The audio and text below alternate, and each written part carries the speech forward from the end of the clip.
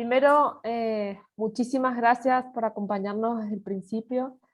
Eh, Agradecerle, me han dejado una responsabilidad enorme presentar al doctor Binder. El año pasado la comunidad de la diplomatura tuvo el gusto, el honor de escucharlo y afortunadamente este año lo vamos a tener también. Así que nuevamente agradecerle y antes de presentarlo formalmente, quiero pedir disculpas porque su currículum es enorme, hemos tenido que resumirlo, pero bueno, el doctor Binder es un referente en la Argentina, en América y en el mundo, es abogado, egresado de la UBA y doctor en Derecho Penal de la misma institución. Desde el año 1987 ejerce la profesión con especialización en materia penal. Desde el año 2009 es miembro de la Comisión Directiva del Instituto Latinoamericano de Seguridad y Democracia. Es presidente del Instituto de Estudios Comparados en Ciencias Penales de la Argentina. Es director del Centro de Políticas Públicas para el Socialismo, CEPAS. Y es miembro fundador de una infinidad de organizaciones. Ha sido asesor del Centro de Justicia de las Américas y de la OEA. Director de posgrado de la especialización de Derecho Penal de la Universidad del Comahue, profesor de la Magistratura de Tucumán, y ha dictado cursos como profesor invitado en distintas universidades y en distintos países también. Así que no quiero quitar un minuto más a nuestra audiencia para disfrutar de su clase, doctor. Esta comunidad de la diplomatura es suya, bienvenido. Bien, muchas gracias, Celina, por la presentación. Un agradecimiento también a Mario por empujar esta importante y hermosa iniciativa, a Jaime por poder compartir estas clases. Un gusto a todos los que están participando. Y bueno, vamos a trabajar. La idea de mi presentación esta noche va a ser más acotada. Yo voy a tratar de que ustedes puedan asimilar, incorporar una idea, solamente una idea. Y voy a tratar de explicar por qué es importante, cómo la hemos descubierto y cuál creo yo que es la relevancia que tiene esta idea como condición necesaria de toda posterior innovación y de toda posterior incorporación tecnológica. Eso es lo que voy a tratar de transmitir. Ustedes me dirán si logro hacerlo o no. Voy a hacer, porque este es el objetivo de la clase, conectándolo con este largo camino hacia la implantación del sistema acusatorio que ya lleva 30 años. Y el que lleve 30 años es una buena noticia porque es una de las pocas políticas públicas que hemos podido desarrollar, en este caso en América Latina, que tiene una sostenibilidad muy grande. Es decir, han pasado gobiernos de un signo o de otro, pero la puesta en marcha del sistema acusatorio adversarial en la región se ha sostenido como una verdadera política de Estado. Eso no quiere decir que decir política de Estado no significa que haya salido todo bien, y al contrario, pero se ha sostenido y se sigue sosteniendo en su implementación porque nadie plantea un retroceso hacia otras formas de justicia y son muy poquitos los lugares donde nos queda implementar estos sistemas, y en algunos lugares ya tenemos también buenas experiencias para demostrar en esta especie de comunidad de trabajo que hay alrededor de la reforma de la justicia penal en toda la región. Pero 30 años también nos obliga a tener un esquema analítico, no meramente descriptivo. ¿Por qué tardamos 30 años? ¿Qué pasó en los 30 años, en esos 30 años? Y es allí donde voy a insistir en lo que a mí me parece más importante para la clase de hoy, el desarrollo del diplomado.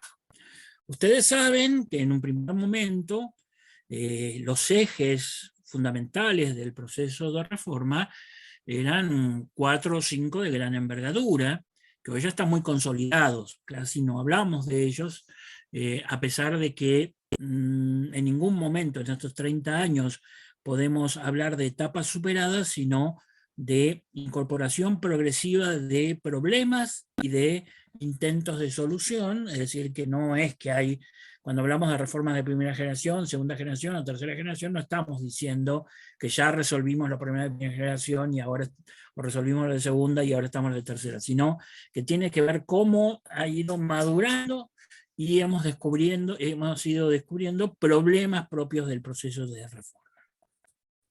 En una primera etapa, que básicamente tiene que ver con mediados de los 80, hasta yo diría mediados de los 90, son primeros 10 años de trabajo, básicamente es la crítica al modelo inquisitorial como modelo concentrado de justicia, y por lo tanto de ahí la división de funciones, que todos ustedes conocen en materia penal, es decir, aparece el Ministerio Público, aparece la defensa, aparece el juez, esa división de funciones, cuyo objetivo central era abandonar la idea de que podía existir un sujeto hegemónico que manejara la justicia penal. El sujeto hegemónico anterior, del que queríamos abandonar, formalmente era el juez de instrucción, pero formalmente, porque todo el modelo del juez de instrucción era un modelo de predominio policial. La división de funciones cambia totalmente la estructura digamos, del modelo anterior, aparecen nuevas organizaciones y nos deja un problema que hasta ahora no hemos podido resolver, porque la incorporación de las policías de investigaciones en esta división de funciones no ha quedado clara hasta el día de hoy.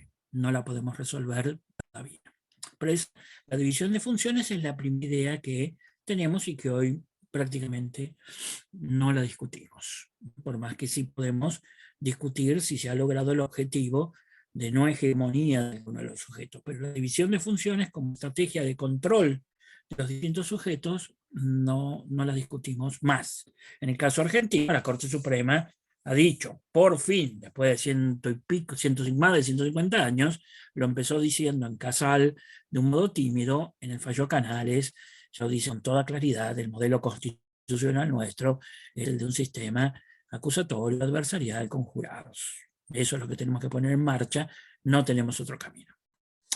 La segunda idea, eje de estas primeras 10 años de reformas, ha tenido que ver con la clarificación de lo que podríamos llamar el estatuto de libertades públicas, o mejor dicho, de protección del ciudadano cuando ingresa a la justicia penal como imputado, y la creación de mecanismos de defensa penal efectiva a través sobre todo de las defensas públicas.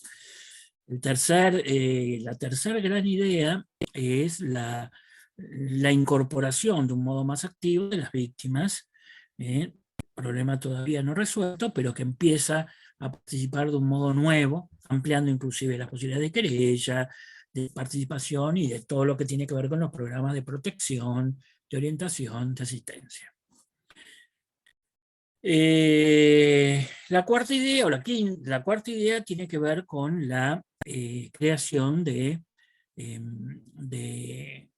un mecanismo de flexibilización del ejercicio de la acción penal para empezar a permitir una selección de casos mucho más activa. Y la última idea, que es la idea que de alguna manera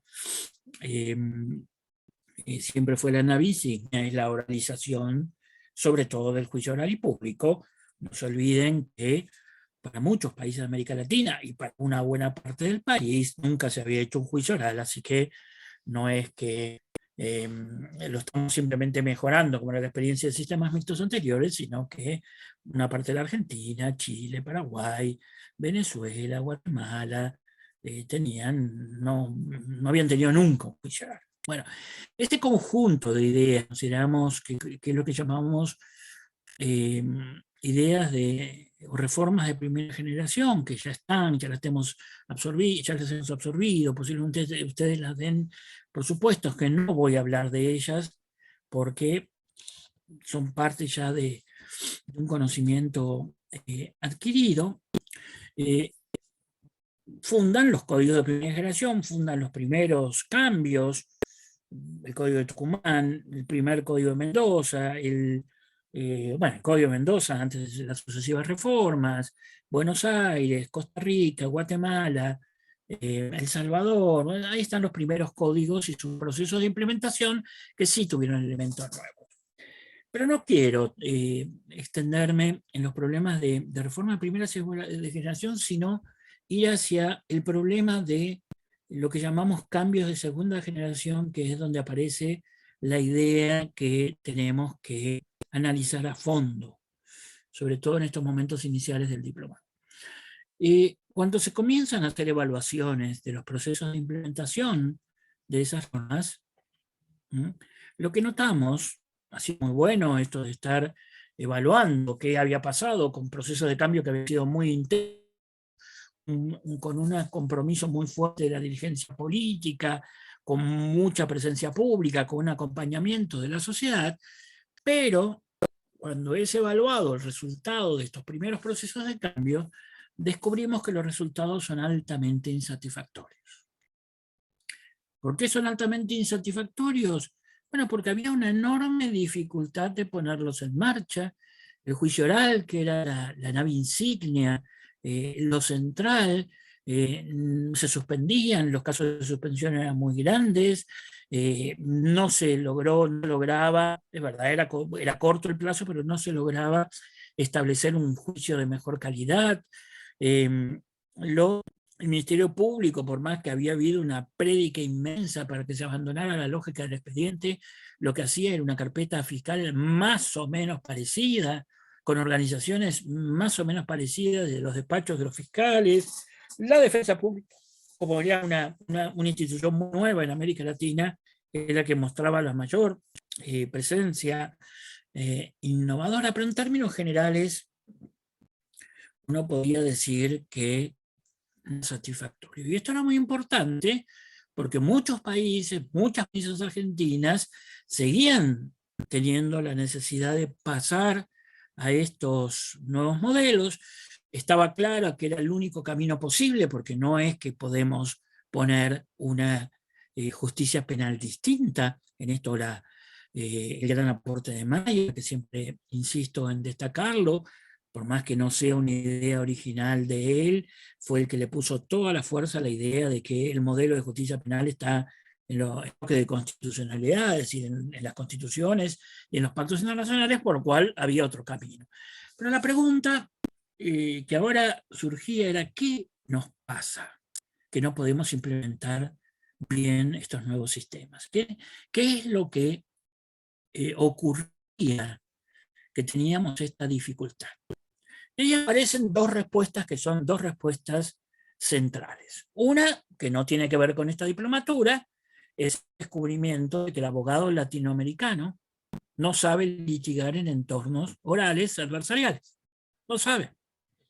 Y eso que ustedes me dirán, ¿es un descubrimiento baladí? No, es determinante, porque hasta el día de hoy no hemos logrado que las universidades le enseñen a los abogados a litigar en entornos adversariales. Imagínense ustedes qué condicionante es eso, pero bueno, eso quedará para un diplomado de enseñanza del derecho o de teoría del derecho y todos los problemas alrededor de eso, pero es siendo un condicionante para el día de hoy. Ustedes véanlo en su propia experiencia, posiblemente en las escuelas de derecho no hayan tenido una buena enseñanza de la litigación, pero todavía hoy nos cuesta horrores introducir esto de un modo masivo en la universidad, y los nuevos abogados, aún en países o en provincias que hace 20 años que tienen sistemas acusatorios, sigue siendo muy deficiente. Ahí tenemos un núcleo. Pero el segundo gran descubrimiento, y esto es la idea que yo quiero que hoy se lleven de esta clase, esta segunda parte de la clase, es la idea, el descubrimiento de que si pretendíamos poner nuevas reglas de juego en la justicia penal sin cambiar el modelo de las organizaciones, el tipo de organizaciones, lo que nosotros llamábamos el modelo celular de organizaciones, el tipo de organizaciones imponía su lógica a las propias reglas procesales. Es decir, ahí es donde emerge como problema, claramente emerge como problema y emerge la primera vez que hay una preocupación en América Latina por lo organizacional. Es la primera vez que aparece una mirada de la Administración de Justicia como organización. Y esto es algo que genera un impacto inmenso. Si no hubiera aparecido esta dimensión de la organización. Celi, ¿escuchás? Se ha cortado, ¿puede ser? ¿Cómo? Sí, doctor, se cortaron los últimos segundos. Estaba diciendo de la ¿Puedo seguir dimensión de la hablando? organización. Sí, usted siguió hablando, pero creo que fueron unos segundos. Estaba justo que apareció la dimensión de la organización. Parece que es general, doctor. Acá están diciendo en el chat que es como récord de entradas y salidas porque se corta un montón, así que debe haber un problema de internet generalizado. Bueno. Bueno, que acá en la Patagonia estamos con tormentas. Ah, es eso entonces. Bueno, no sé si le conté Bueno, hasta dónde creo habíamos que había alcanzado a dejado. escuchar. Ajá. A ver, yo creo que habíamos quedado. ¿Ahora ahí me escuchan bien? Perfecto. Bien, habíamos quedado en que yo les había dicho cómo existió el descubrimiento de esto que llamamos la dimensión organizacional. Sí. Ahí habíamos quedado, ¿es verdad? Ahí, Así es. en ese momento. Ajá.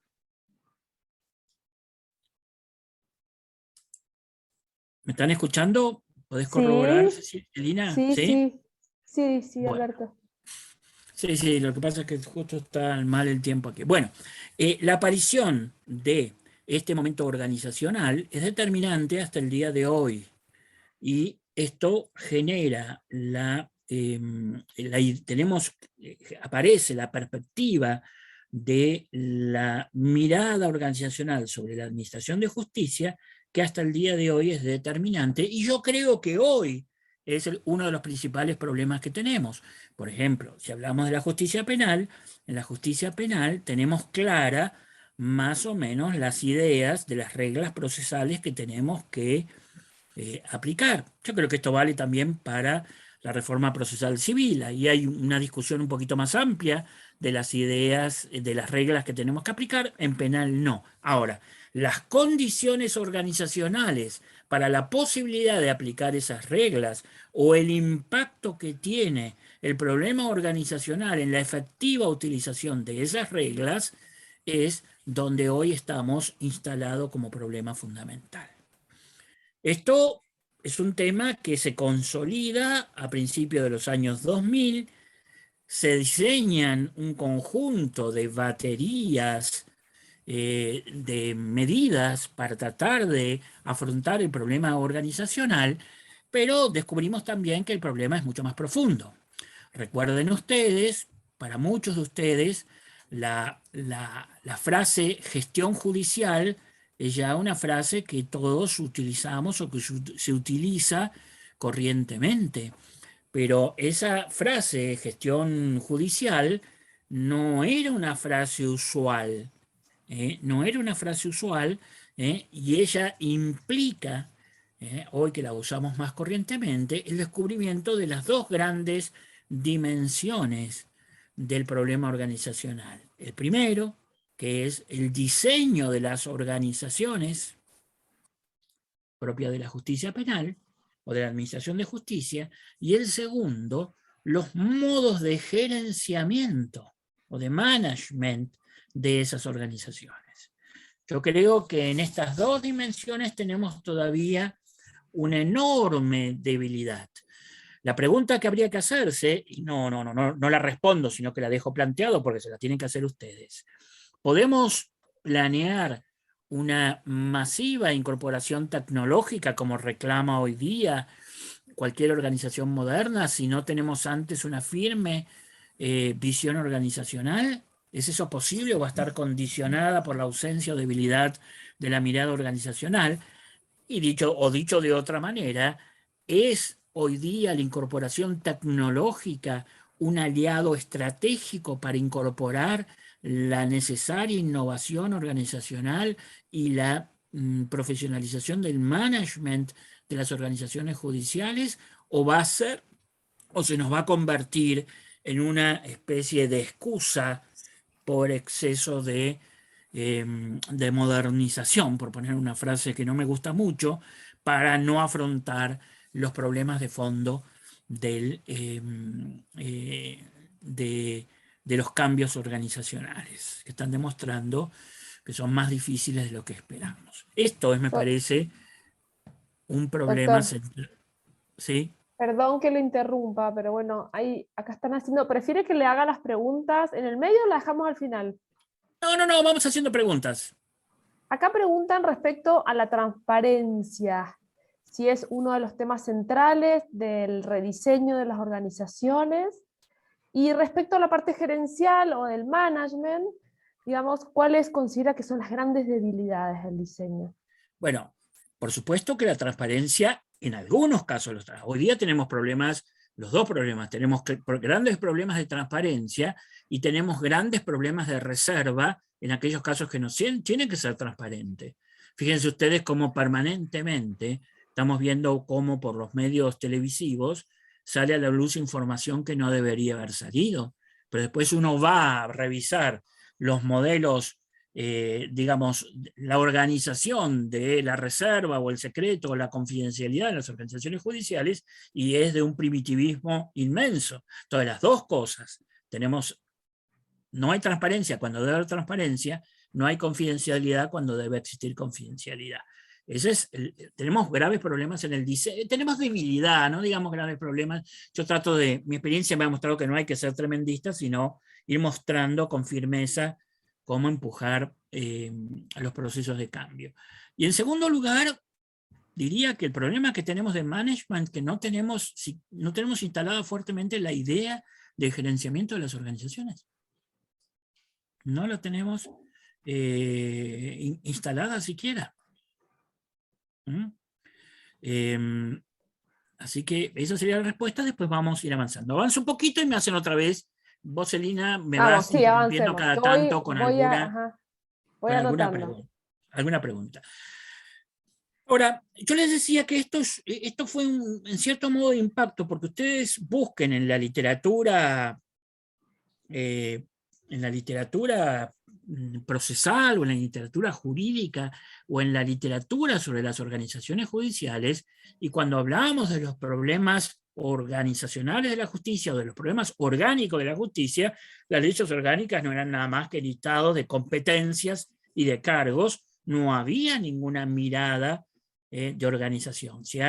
Esto significó un impacto muy grande. Ese es el primer impacto.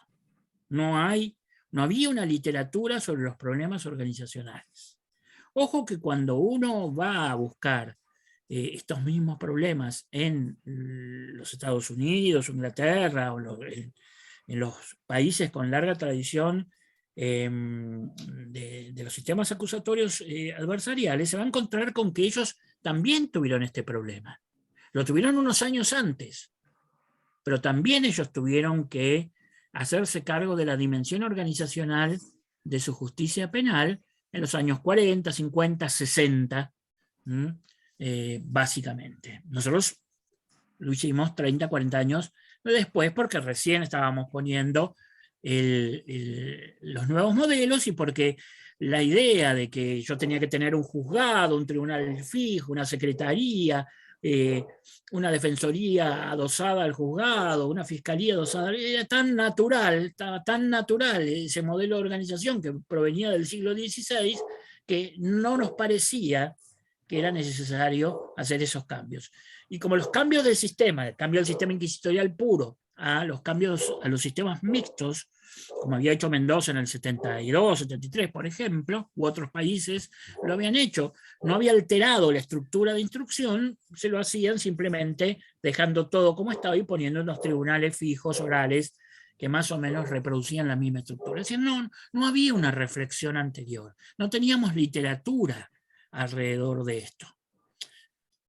Y ahí aparece una de las ideas que se convierte en una de las dificultades anteriores.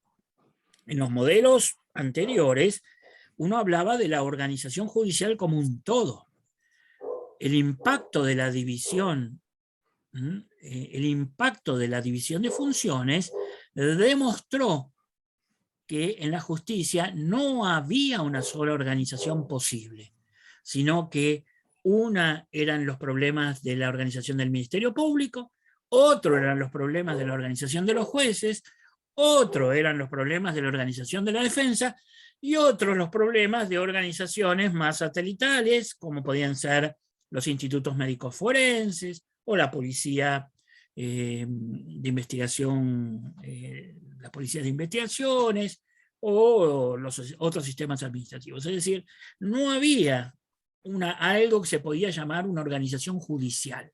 Eso habría que romperlo en nuevos modelos, con lo cual la ausencia de conocimiento se volvía más trágica aún, porque cuando uno iba a buscar modelos de organización de defensa pública, modelos solamente judiciales o modelos del Ministerio Público, la verdad que había una vacancia de conocimientos enorme. Ese es el primer problema, es decir, no una, sino varias organizaciones.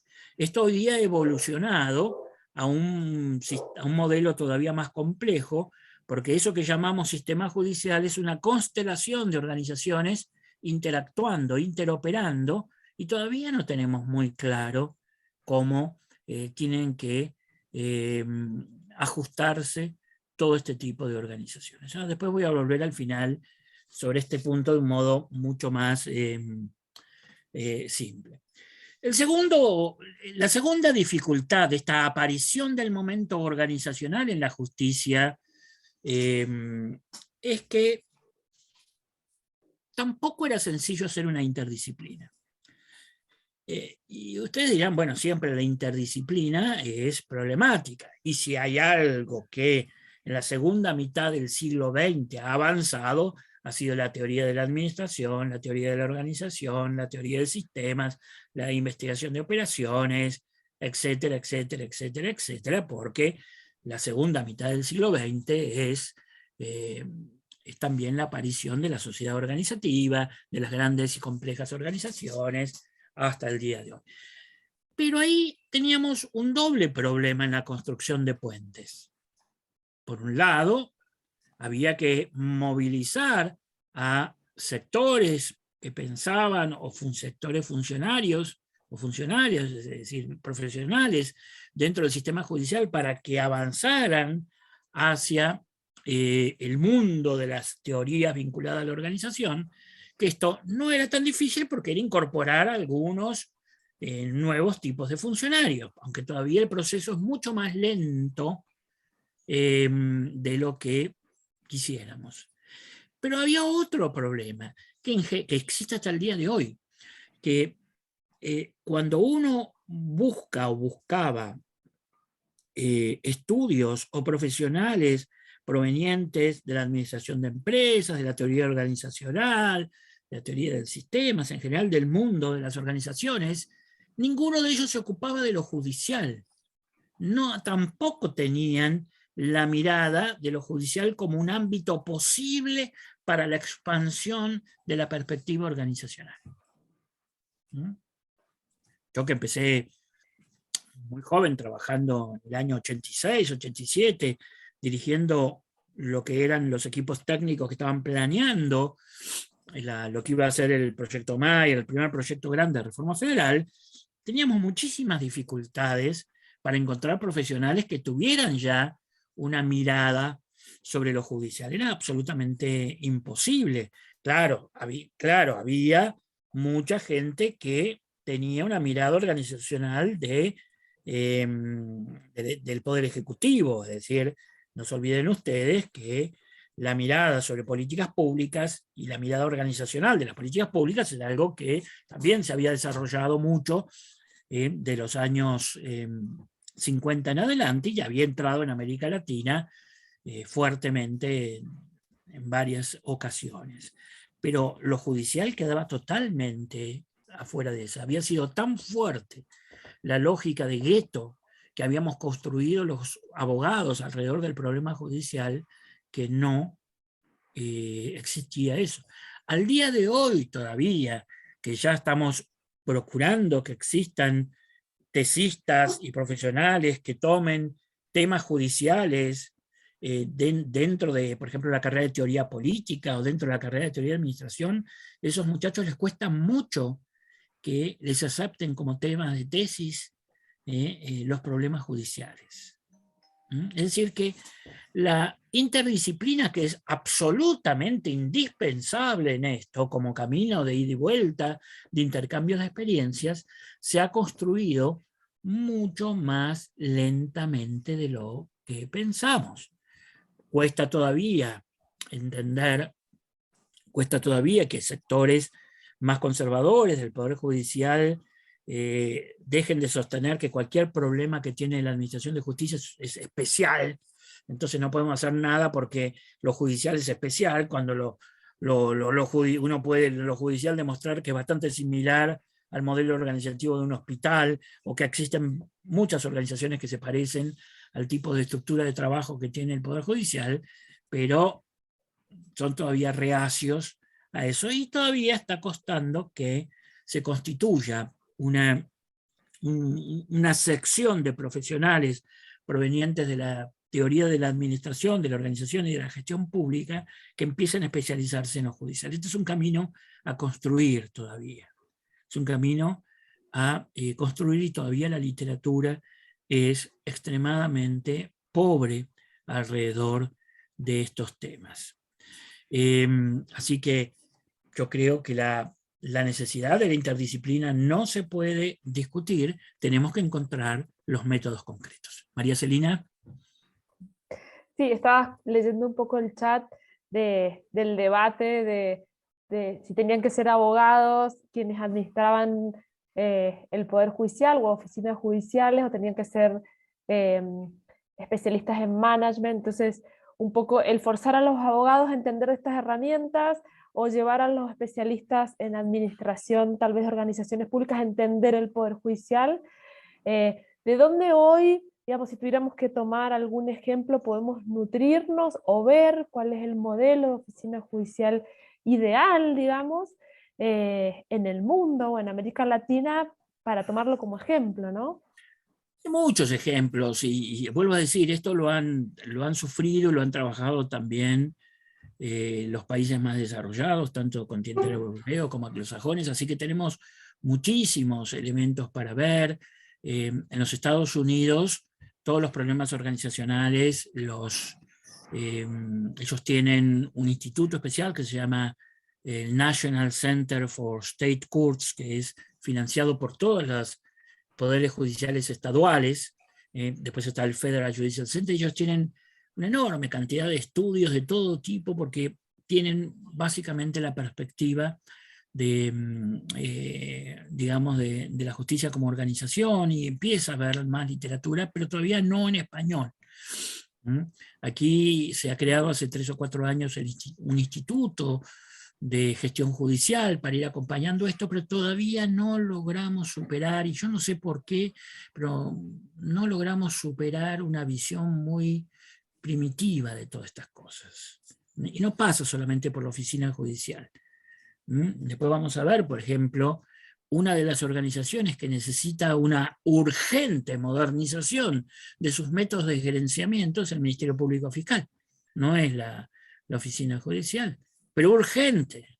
A mí me desespera, yo que trabajo con muchos ministerios públicos de este país y de otros países, y es absolutamente difícil establecer este tipo de problemas. Bueno, entonces ahí tenemos una interdisciplina, y hay que aprovechar estos diplomados, y por eso nos parecen tan importantes, para que ustedes estudien la hermosa teoría de las organizaciones, la hermosa teoría de la administración, la hermosa teoría del management, de la administración pública, todos los problemas que existen entre estos dos mundos. Y aquí sí que la literatura que tenemos en español disponible es enorme y súper rica, etcétera, etcétera. Pero bueno, tampoco es que uno, por más que se compre una biblioteca, no va a desarrollar los conocimientos, tenemos que empezar a trabajar en los casos, etcétera, etcétera.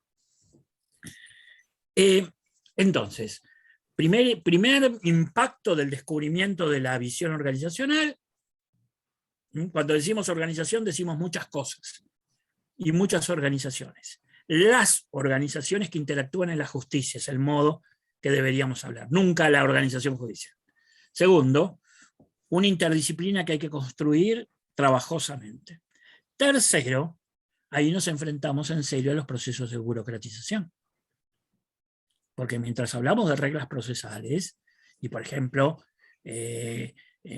fíjense ustedes, hoy que hablar del sistema acusatorio adversarial se ha convertido en el lenguaje políticamente correcto, no discutimos estas cosas, pero cuando vos decís, bueno, pero ahora vamos a establecer un sistema en el cual Pepito, Juancito y María van a trabajar juntos durante 6 meses.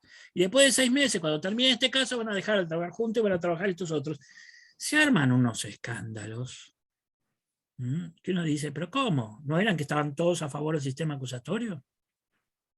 Todavía, y esto yo siempre digo, hay que ponerlo en un canal de televisión que se llame Misterios del Poder Judicial, digamos, todavía poder armar un equipo de fiscales a quienes se le asignó un caso que puede ser el caso más importante del país y que por lo tanto tienen que dedicarse a trabajar las 24 horas del día para hacerlo lo más pronto posible y dejen de recibir otros casos.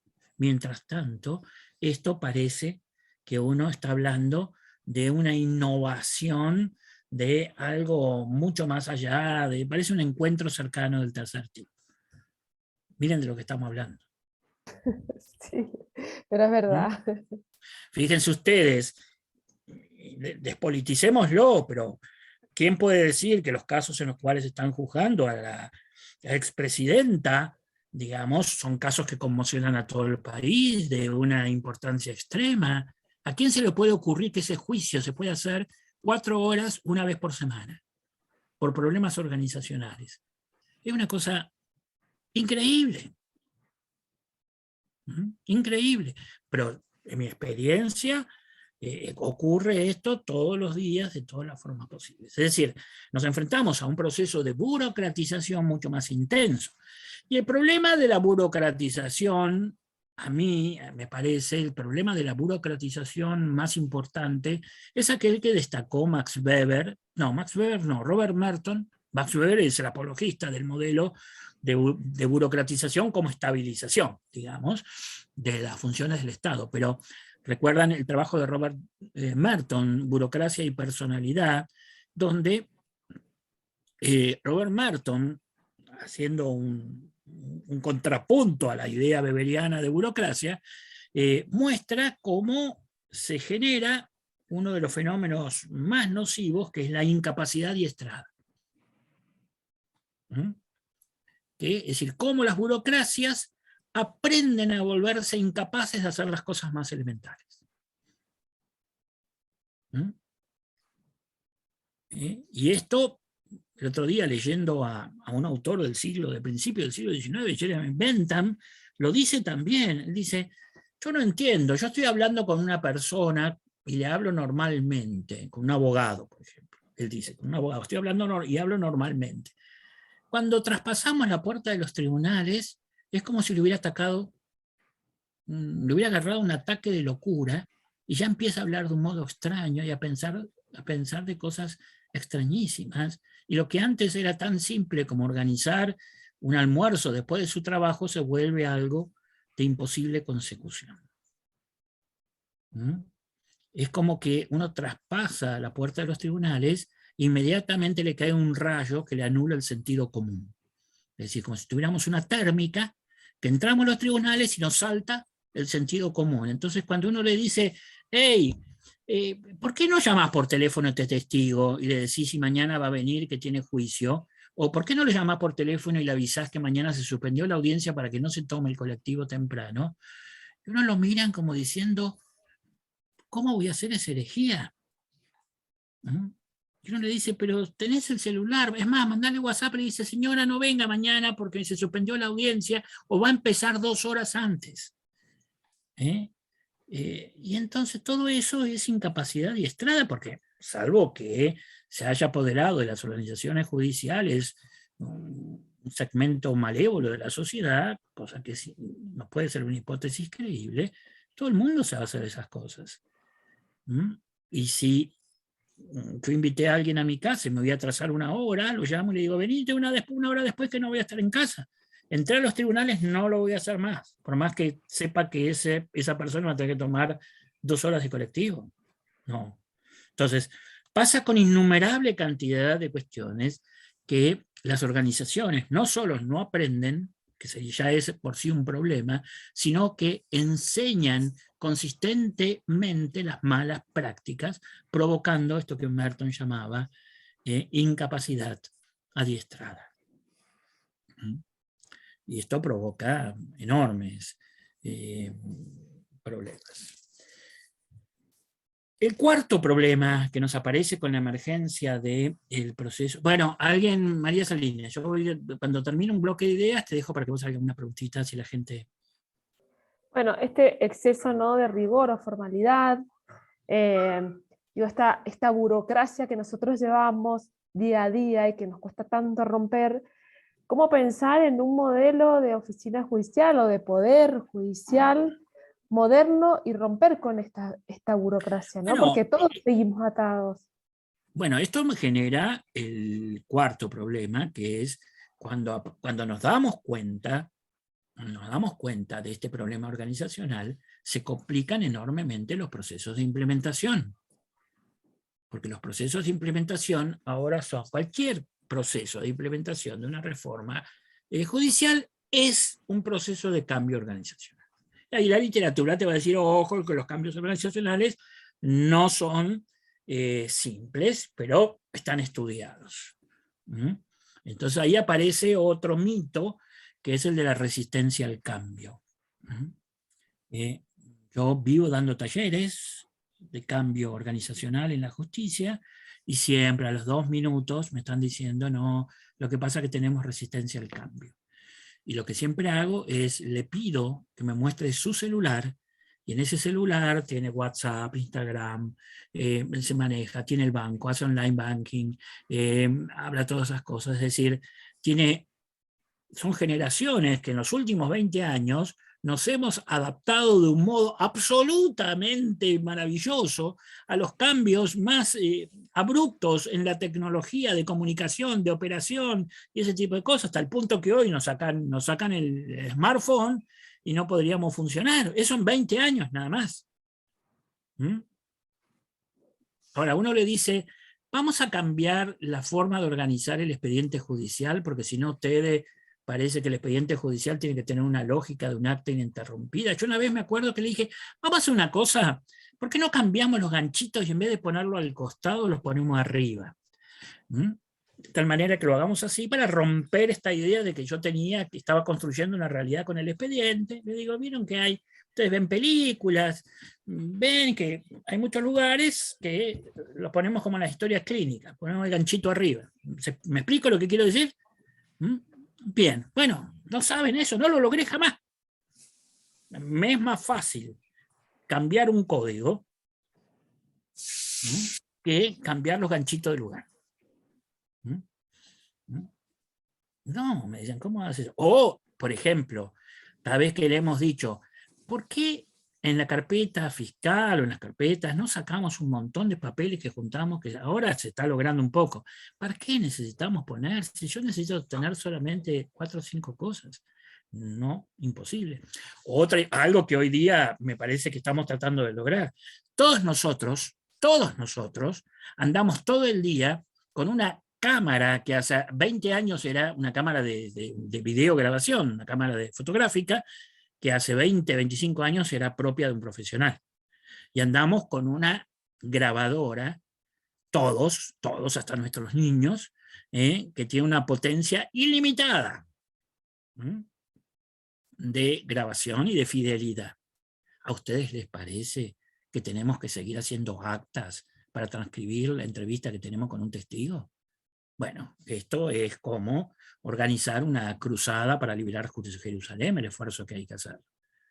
Y el otro día que logré convencer a unos fiscales diciendo, pero no sean tontos, lo ponen a la persona que citan, la ponen aquí, si no quieren comprarse el trípode que vale 1.000 pesos, simplemente graben para que no les aparezca que están, digamos, recorriendo 100 años en 2, simplemente graben y después suban el MP4 digamos, no. Algunos que quisieron hacerlo, no había memoria como para subir el MP4. Y muchos que están acá lo podrían hacer, no lo podrían subir. Entonces, tenemos que estar 4 horas haciendo un acta distinto. ¿Ven? Ahora, por eso digo, fíjense, la innovación tecnológica es dependiente de innovación tecnológica, la incorporación tecnológica es dependiente de la mirada organizacional, y donde tenemos problemas todavía es en la incorporación profunda e intensa de la mirada organizacional. Entonces ahí tenemos un problema. María Celina.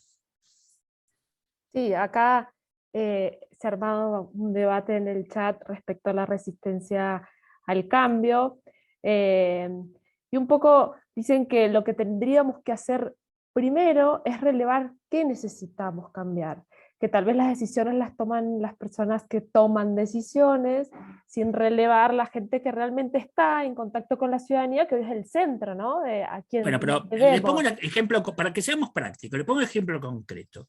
¿Ustedes creen que no ganaríamos mucho si en vez de estar haciendo actas cuya validez, lo grave o no lo grave, la validez va a depender de otras cosas, la posibilidad de incorporar al juicio? Pero en el trabajo cotidiano, si yo me estoy entrevistando con una persona, pongo el celular y toco clic y conversamos con esa persona. Luego hago clic y lo apago, me queda un archivo en MP4 que lo subo al expediente digital mío o a mi carpeta digital.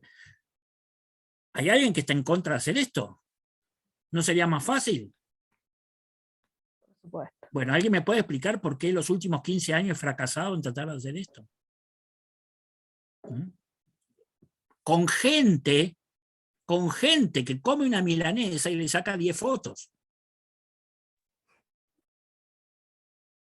Porque no es que vos me decís, no, nadie tiene celular, estamos todos somos foodies que estamos sacando y pasando y hablando y todas esas cosas, pero vos decís, viene un testigo, lo vamos a tocar, pero mira que lo escribas o lo grabes, igual no lo vas a poder incorporar al juicio, pero lo vas a usar en tu trabajo. Y eso ya no se puede hacer. ¿Eso es resistencia al cambio? No. Eso es otra cosa que es mucho más profunda, que es cultura organizacional. La cultura organizacional es la clave de todo cambio organizacional. Y vean ustedes que tenemos muy poco estudio y comprensión de la cultura organizacional. Más bien tenemos una cultura organizacional que le conviene el primitivismo porque es el modo de encubrir la arbitrariedad y la falta de control. Entonces no hay resistencia al cambio. Hay un modelo organizacional que no quiere ser controlado, que quiere ser arbitrario, que no quiere ser transparente. Y por lo tanto, que mejor que el primitivismo. Entonces, esa es una disputa política acerca de modelos de organización que no tienen nada que ver con la resistencia al cambio, porque no existe ninguna resistencia al cambio. Entonces, todo esto, es decir, estos 5 problemas, porque el último es el problema de la cultura organizacional, son los que marcan esto que a mí me parece que es absolutamente determinante, y por eso necesitamos estos diplomados, y siempre lo que ha hecho Mario me ha parecido que es el camino más profundo, porque si no incorporamos una mirada de lo organizacional en la justicia, nuestros procesos de cambio se van a empobrecer, van a quedar en lo discursivo, van a quedar ahí, las nubes de Úbeda. Nosotros nos dedicamos, hemos asumido la tarea, cuando digo nosotros digo el INESIP, los grupos de trabajo, y nos metemos y damos la pelea por el MP4 de la cosa, como si fuera la misma pelea del código, porque ahí están los procesos de cambio. Pero no siempre son alentados, etcétera, etcétera, etcétera, etcétera. Por eso le digo que esto me parece que ustedes tienen que atraparlo como una idea. Tenemos hasta las 9, María Celina, ¿no? Sí, hasta las 9. Así que no hay mucho tiempo. Sí, discúlpame. No, estos procesos de cambio y este cambio, ¿no?, en la cultura, donde debería ser una participación interdisciplinaria, colaborativa para abordar todos estos cambios en este sistema tan complejo, requiere de un fuerte liderazgo. Requieren liderazgo y energía política. Las dos cosas. La energía política, no me estoy refiriendo a los políticos, sino requieren energía de las organizaciones, tiene que haber una energía de cambio que luego sea conducida con liderazgos. Porque es decir, necesitamos construcción de energía, que es un problema que se estudia en la cultura organizacional y que teníamos que hacernos la pregunta, ¿por qué un conjunto de jóvenes entusiastas, después de estar 3 años en el Poder Judicial, están tendencialmente deprimidos y dicen nada o cínicos? Esto es que la organización les ha chupado, son organizaciones vampiras. Les han chupado la energía. Y por lo tanto, luego el liderazgo no tiene dónde. El liderazgo necesita movilizar energías. Entonces son 2 problemas que tenemos que estudiar. ¿Cómo movilizamos las energías al interior del Poder Judicial? Y esto se hace no tomando una pastilla o poniéndose una inyección, sino con lo que llamamos instituciones contraculturales, y cómo luego construimos liderazgos, no un liderazgo, que hagan que esa energía se convierta en acciones de cambio. Todo esto es complejo, pero tenemos que pensarlo. Tenemos que pensarlo. Hay, digamos, que tomarse en serio la dimensión organizacional, si no, no avanzamos. Bueno, últimas ideas. Yo les había dicho que teníamos que pensar en distintas organizaciones, y hay ciertos problemas muy graves de las distintas organizaciones. Por ejemplo, Ministerio Público. Ministerio Público, cuando digo Ministerio Público fiscal, los fiscales. Uno leía toda la literatura anterior, Vélez Mariconde, todavía Mayer sigue un poco sosteniendo lo mismo, y te van a decir: el Ministerio Público es una institución requirente, una institución que le hace pedidos al Ministerio Público, a la justicia.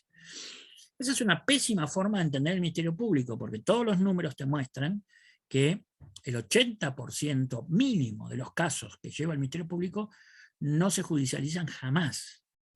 Es decir, el Ministerio Público es una institución de gestión de casos en el cual el 80% los resuelve el propio Ministerio Público. Y está bien que sea así. Por eso cambia los modelos. Cambia los modelos de organización del Ministerio Público. Fíjense ustedes que nosotros estamos llevando una investigación, y no para criticar al sistema de justicia penal, sino para poner sobre la mesa los temas fundamentales. Estamos tratando de medir eficacia del Ministerio Público, es decir, del total de casos que reciben los fiscales, qué porcentaje se va a lo que llamamos salidas de calidad. Es decir, ¿a qué le llamamos salida de calidad en una visión elemental? Condenas, absoluciones, sobreseimientos, suspensión a prueba y acuerdos reparatorios, porque ya son son las que le dan una respuesta al conflicto de cualquier tipo. Y para que no abrir la puerta a la discusión de que solamente nos interesan las condenas y la suspensión condicional, sino todas estas serían salidas de calidad. Los números, pero esto es general en América Latina, la tasa, y en nuestro país, no supera el 7%. Es decir, que el 93% de los casos que ingresan al Ministerio Público no llegan a nada. Imagínense ustedes si no tengo que hacer una intervención muy fuerte sobre la organización del Ministerio Público. Cuando yo hago una intervención y sé que la expansión de la eficacia no va a estar por las condenas, que es la más trabajosa y costosa en términos de recursos, no digo de las medidas, sino por la suspensión condicional del proceso, por los acuerdos reparatorios, por esas cosas, me pregunto, bueno, pero tengo que organizar la carrera fiscal de otra manera. No necesito abogados, los abogados los necesito litigando, pero para hacer acuerdos, para hacer otras cosas, necesito otro tipo de funcionarios. Bueno, otra vez, es como hablar de viaje a las estrellas.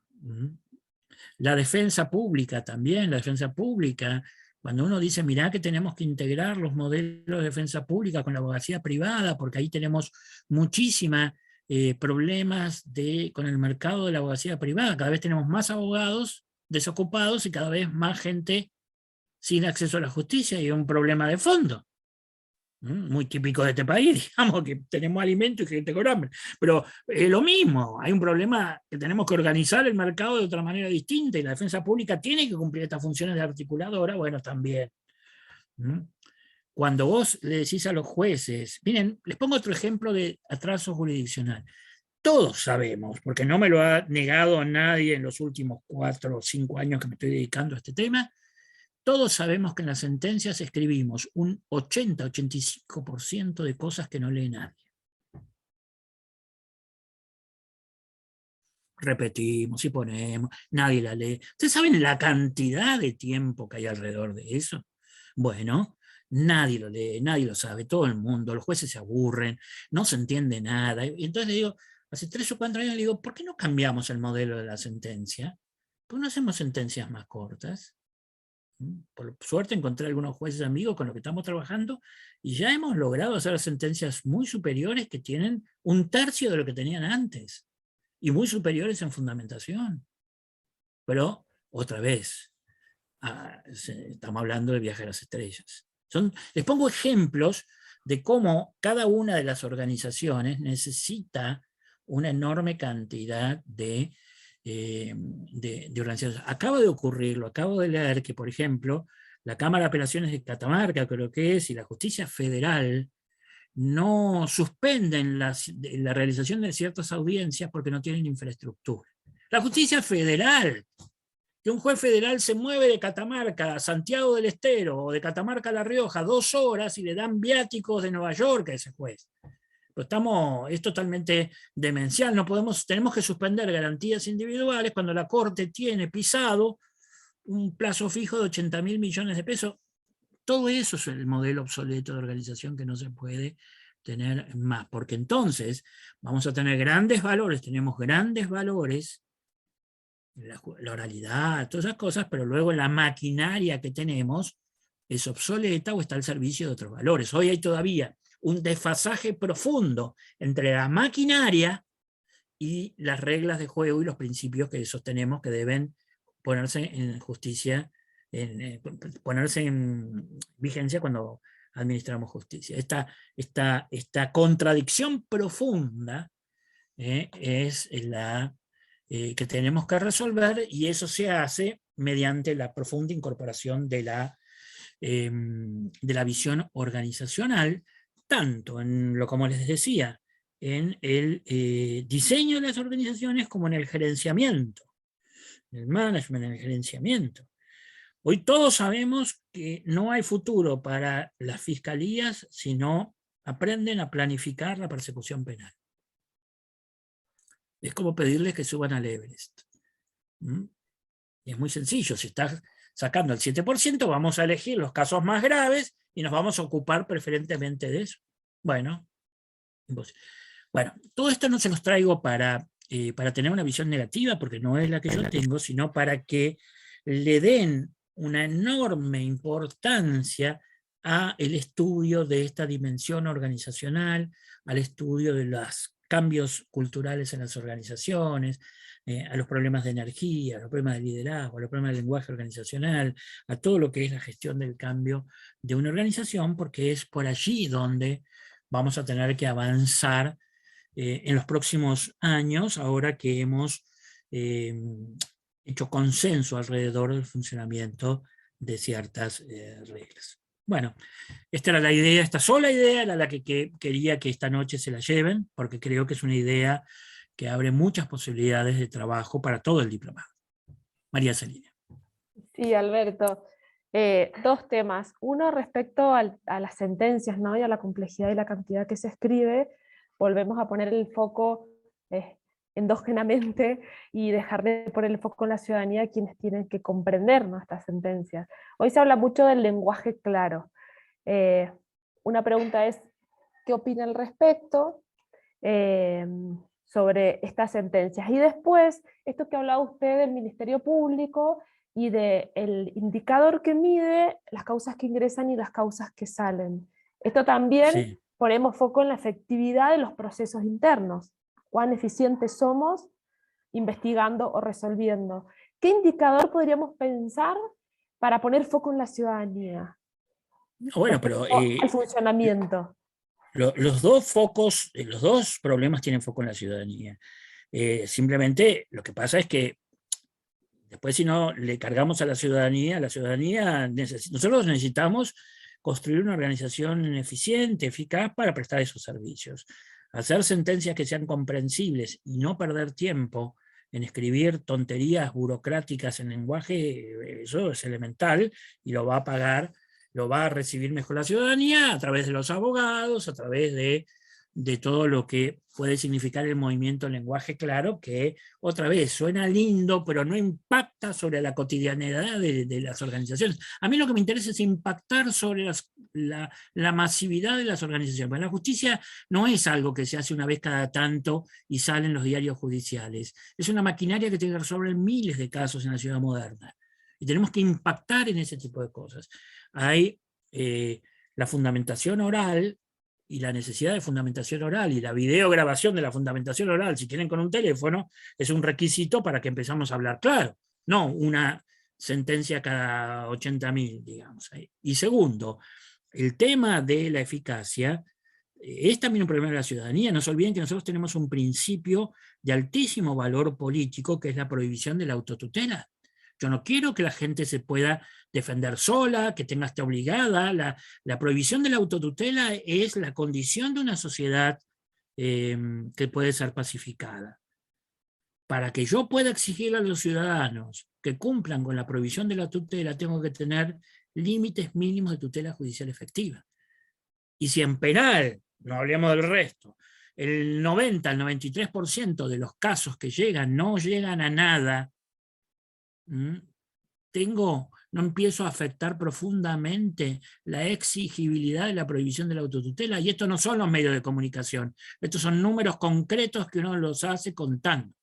Y al mismo tiempo, lo que desnuda esto, que es lo que estamos trabajando, yo no conozco ningún ministerio público de este país en el cual sus fiscales generales reciban un reporte trimestral de cómo está ocurriendo esto. Es más, no conozco ningún ministerio público que tenga un sistema de información que le dé de un modo claro, tocando 3 teclas, esta información. Es decir, no hay sistema de información. Si no hay sistema de información es que no se toman decisiones, que no importa. Entonces, cuando ustedes empiecen a mirar a la justicia penal o a la administración de justicia penal como una constelación de organizaciones, van a descubrir un nuevo mundo de trabajo, un nuevo mundo de gestión de cambios.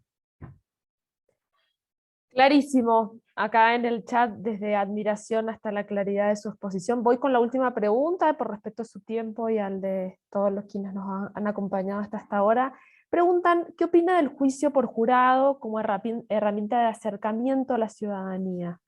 Sí, lo es por varias razones. Una, porque traemos a los ciudadanos, y por otra razón que muchas veces queda oculta, y es que hemos recuperado la espectacularidad, que no es lo mismo que show, la espectacularidad y la retórica judicial. El juicio por jurados no solamente participan los ciudadanos, sino que lo entiende la ciudadanía. Entonces la pregunta es, ¿por qué el resto de nuestros juicios no lo entiende?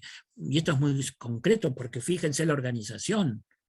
No es fácil encontrar una sala de audiencia. Nuestras salas de audiencia son malas, están perdidas. ¿Cuántas veces los juicios se cree que pueden empezar cuando llegan los jueces? No están bien diagramados. Esto cambia, ya lo sé que cambia según los países, las organizaciones, pero nuestro juicio profesional se ha vuelto un juicio sin significado. El jurado vuelve a traer un significado social más allá de la participación. Una justicia que se entiende y que restablece rituales. Esto también es un problema de organización. La justicia, la administración de justicia ha sido históricamente una justicia de rituales. ¿Ustedes no se dan cuenta que la televisión reproduce la retórica judicial? Porque son los tribunales los que lo han abandonado. Entonces, bueno, espero con esto verlos entusiasmados para que tengan una mirada organizacional sobre los problemas judiciales, que yo creo que es una de las cosas más lindas que hay para especializarse. Y tienen toda la posibilidad de estar trabajando todo este diplomado en esta visión. Así que ha sido un gusto. nos pone también, doctor, ¿no? En foco en qué ocuparnos, la mirada Sí. ya, la visión, decir cuáles son los problemas, en qué nos tenemos que ocupar hoy. Así que, doctor, lo despedimos con un fuerte aplauso porque, bueno, lo pide la audiencia, lo pedimos nosotros. Bueno, muchas gracias, buenas noches y cuando quieran me llaman de nuevo.